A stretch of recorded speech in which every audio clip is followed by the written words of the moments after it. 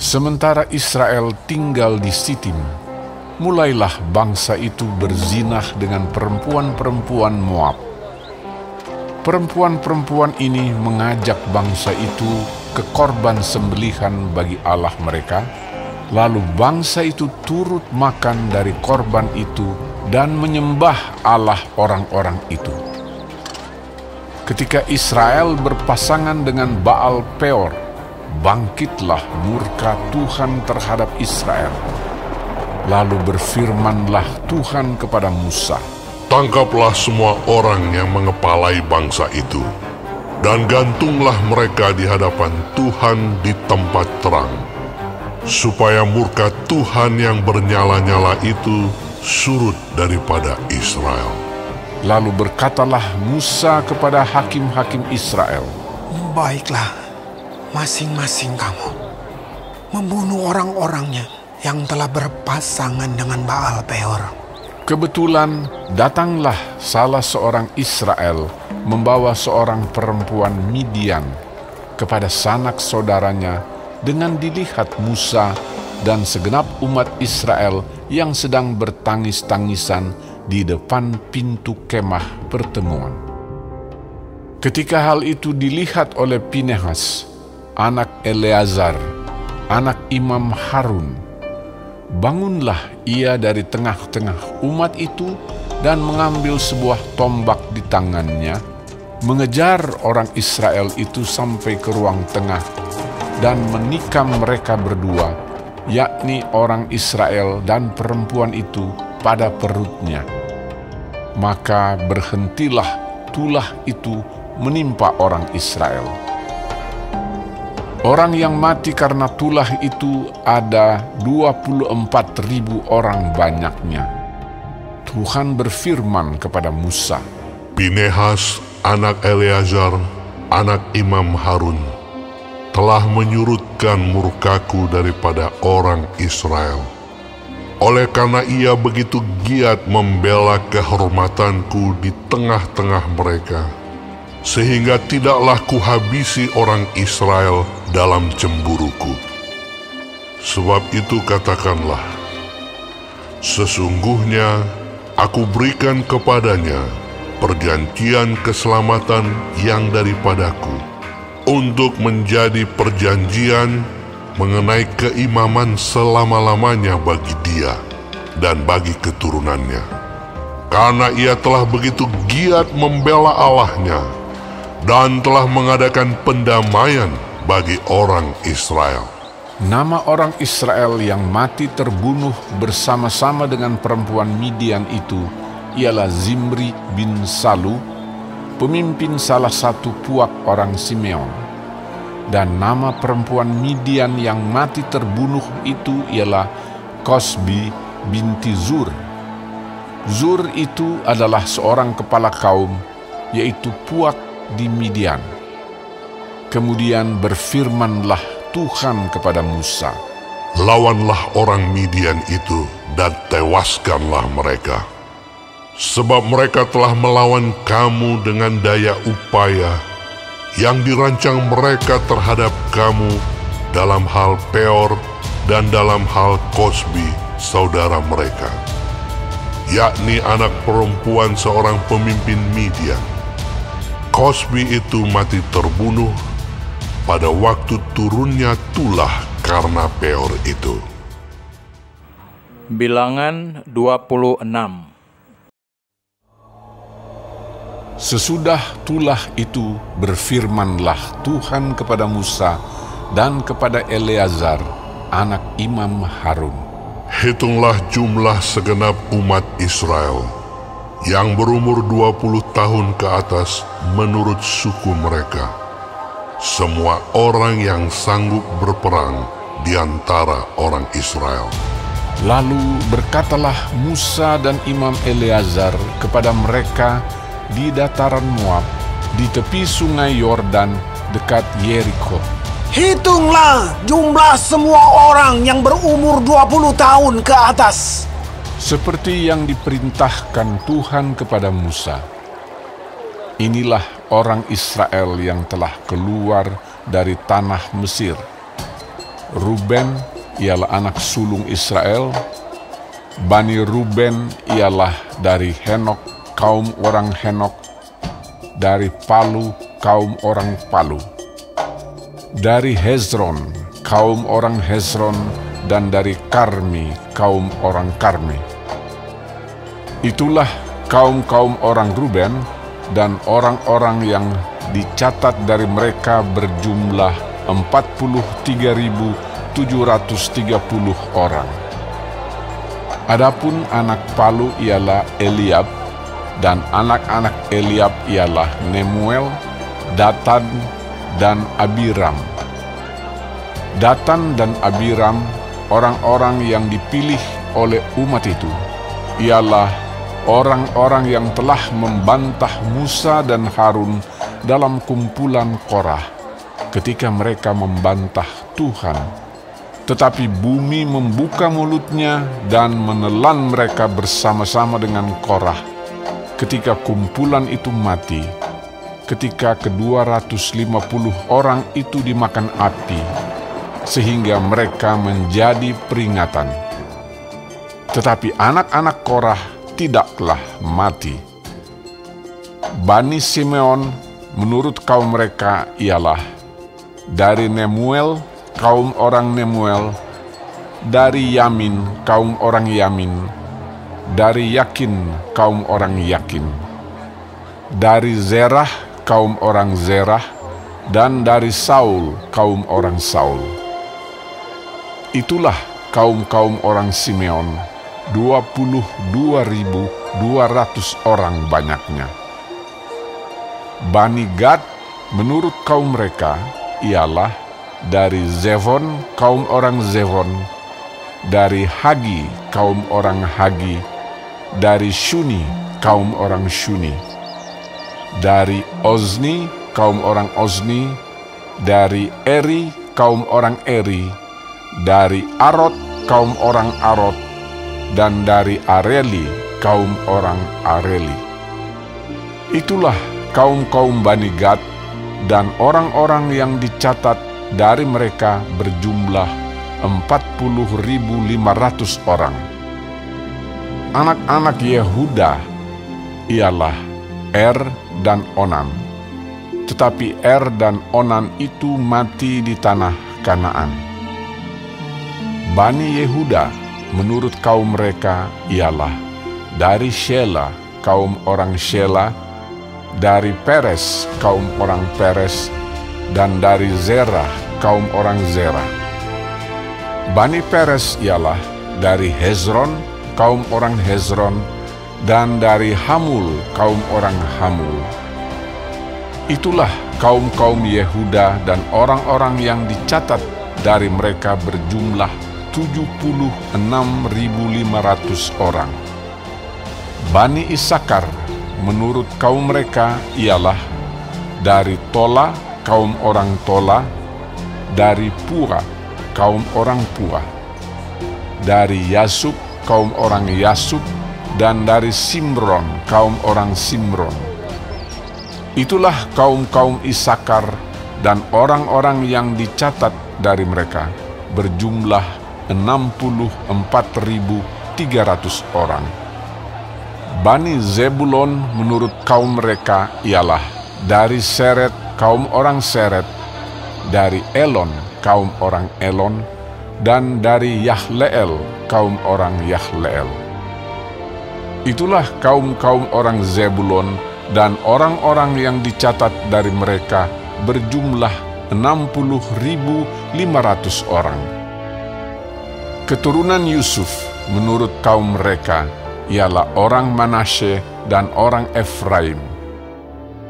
Bani Manasye ialah dari Makir, kaum orang Makir, dari Makir beranakkan Gilead, dari Gilead kaum orang Gilead. Inilah Bani Gilead, dari Lezer kaum orang Lezer, dari Helek kaum orang Helek, dari Asriel kaum orang Asriel, dari Sekem kaum orang Sekem, dari Semida kaum orang Semida, dan dari Hefer kaum orang Hefer.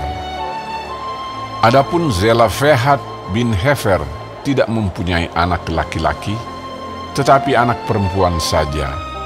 Dan nama anak-anak perempuan Zelafehad ialah Mahla, Noah, Hogla, Milka, dan Tirza. Itulah kaum-kaum Manasye, dan orang-orang yang dicatat dari mereka berjumlah 52.700 orang. Inilah Bani Efraim menurut kaum mereka. Dari Sutelah, kaum orang Sutelah. Dari Bekher, kaum orang Bekher. Dan dari Tahan, kaum orang Tahan. Dan inilah Bani Sutelah. Dari Eran, kaum orang Eran. Itulah kaum-kaum Bani Efraim, dan orang-orang yang dicatat dari mereka berjumlah 32.500 orang banyaknya. Itulah Bani Yusuf menurut kaum mereka. Bani Benyamin menurut kaum mereka ialah dari Bela, kaum orang Bela. Dari Asibel, kaum orang Asibel. Dari Ahiram, kaum orang Ahiram. Dari Sefufam, kaum orang Sefufam. Dan dari Hufam, kaum orang Hufam. Dan anak-anak Bela ialah Aret dan Naaman. Dari Aret, kaum orang Aret. Dan dari Naaman, kaum orang Naaman. Itulah Bani Benyamin menurut kaum mereka. Dan orang-orang yang dicatat dari mereka berjumlah 45.600 orang. Inilah Bani Dan menurut kaum mereka. Dari Suham, kaum orang Suham. Itulah kaum-kaum Dan menurut kaum mereka. Segala kaum orang Suham, orang-orang yang dicatat dari mereka berjumlah 64.400 orang. Bani Asher menurut kaum mereka ialah dari Yimna, kaum orang Yimna. Dari Yisvi, kaum orang Yiswi. Dan dari Beria, kaum orang Beria. Mengenai Bani Beria, dari Heber, kaum orang Heber. Dan dari Malkiel, kaum orang Malkiel. Dan nama anak perempuan Asher ialah Serah. Itulah kaum-kaum Bani Asher, dan orang-orang yang dicatat dari mereka berjumlah 53.400 orang. Bani Naftali menurut kaum mereka ialah dari Yahzeel, kaum orang Yahzeel. Dari Guni, kaum orang Guni. Dari Yezer, kaum orang Yezer. Dan dari Shilem, kaum orang Shilem. Itulah kaum-kaum Naftali menurut kaum mereka, dan orang-orang yang dicatat dari mereka berjumlah 45.400 orang. Itulah orang-orang yang dicatat dari orang Israel, 601.730 orang banyaknya. Tuhan berfirman kepada Musa, Kepada suku-suku itulah harus dibagikan tanah itu menjadi milik pusaka menurut nama-nama yang dicatat. Kepada yang besar jumlahnya, haruslah engkau memberikan milik pusaka yang besar, dan kepada yang kecil jumlahnya, haruslah engkau memberikan milik pusaka yang kecil. Kepada setiap suku, sesuai dengan jumlah orang-orangnya yang dicatat, haruslah diberikan milik pusaka. Tetapi tanah itu harus dibagikan dengan membuang undi. Menurut nama suku-suku nenek moyang mereka, haruslah mereka mendapat milik pusaka. Seperti yang ditunjukkan undian, haruslah dibagikan milik pusaka setiap suku, di antara yang besar dan yang kecil jumlahnya. Inilah orang-orang yang dicatat dari orang Lewi menurut kaum mereka. Dari Gerson, kaum orang Gerson. Dari Kehat, kaum orang Kehat. Dan dari Merari, kaum orang Merari. Inilah kaum-kaum Lewi. Kaum orang Libni, kaum orang Hebron, kaum orang Mahli, kaum orang Musi, dan kaum orang Korah. Adapun Kehat beranakan Amram. Dan nama istri Amram ialah Yokhebed, anak perempuan Lewi yang dilahirkan bagi Lewi di Mesir. Dan bagi Amram perempuan itu melahirkan Harun dan Musa dan Miriam, saudara mereka yang perempuan. Pada Harun lahir Nadab dan Abihu, Eleazar dan Itamar. Tetapi Nadab dan Abihu mati ketika mereka mempersembahkan persembahan api yang asing ke hadapan Tuhan. Dan orang-orang yang dicatat dari mereka berjumlah 23.000 orang, semuanya laki-laki yang berumur 1 bulan ke atas, sebab mereka tidak dicatat bersama-sama dengan orang Israel, karena mereka tidak diberikan milik pusaka di tengah-tengah orang Israel. Itulah orang-orang yang dicatat oleh Musa dan Imam Eleazar, ketika keduanya mencatat orang-orang Israel di dataran Moab, di tepi sungai Yordan dekat Yerikho.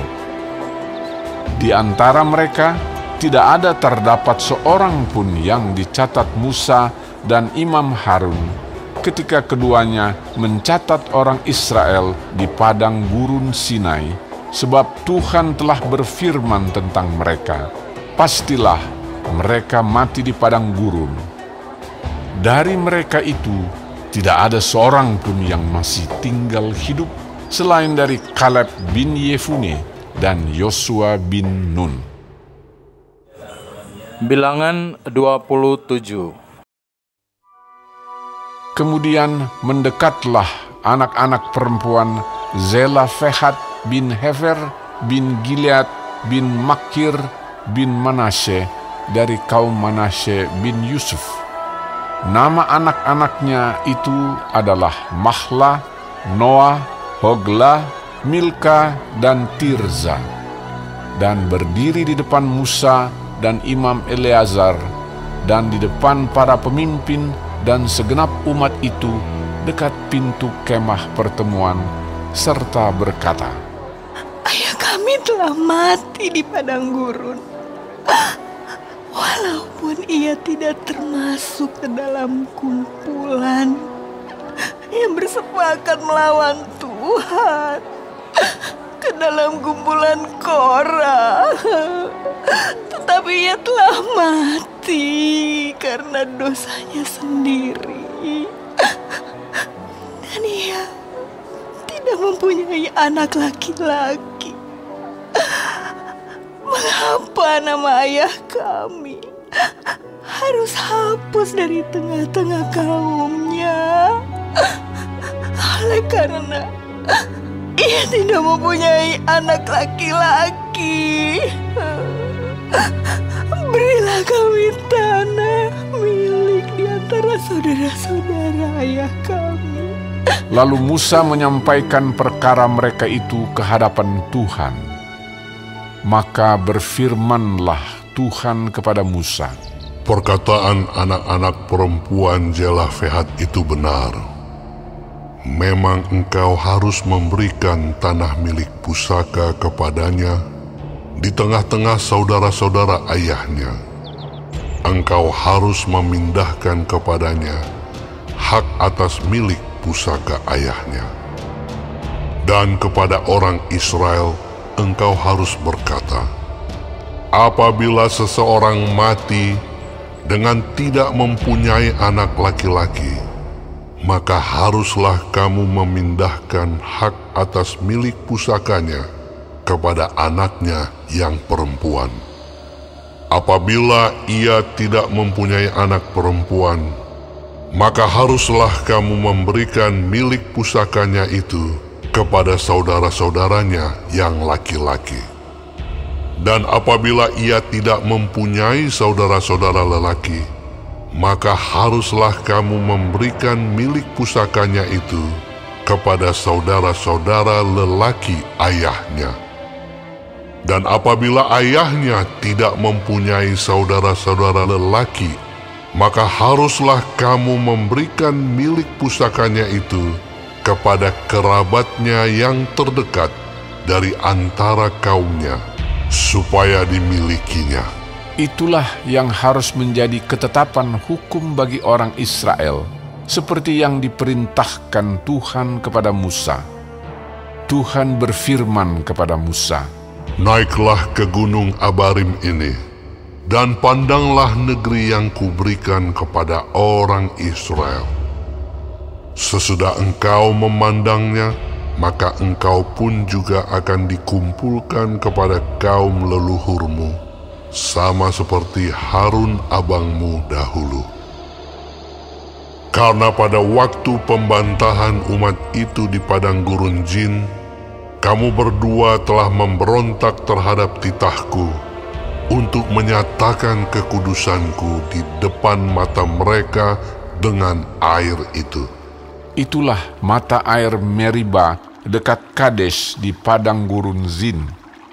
Lalu berkatalah Musa kepada Tuhan, Biarlah Tuhan, Allah dari roh segala makhluk, mengangkat atas umat ini seorang yang mengepalai mereka waktu keluar dan masuk, dan membawa mereka keluar dan masuk, supaya umat Tuhan jangan hendaknya seperti domba-domba yang tidak mempunyai gembala. Lalu Tuhan berfirman kepada Musa, "Ambillah Yosua bin Nun, seorang yang penuh roh, letakkanlah tanganmu atasnya. Suruhlah ia berdiri di depan Imam Eleazar dan di depan segenap umat. Lalu berikanlah kepadanya perintahmu di depan mata mereka itu. Dan berilah dia sebagian dari kewibawaanmu, supaya segenap umat Israel mendengarkan dia. Ia harus berdiri di depan Imam Eleazar, supaya Eleazar menanyakan keputusan Urim bagi dia di hadapan Tuhan. Atas titahnya mereka akan keluar, dan atas titahnya mereka akan masuk, ia beserta semua orang Israel, segenap umat itu." Maka Musa melakukan seperti yang diperintahkan Tuhan kepadanya. Ia memanggil Yosua dan menyuruh dia berdiri di depan Imam Eleazar dan di depan segenap umat itu. Lalu ia meletakkan tangannya atas Yosua dan memberikan kepadanya perintahnya, seperti yang difirmankan Tuhan dengan perantaraan Musa.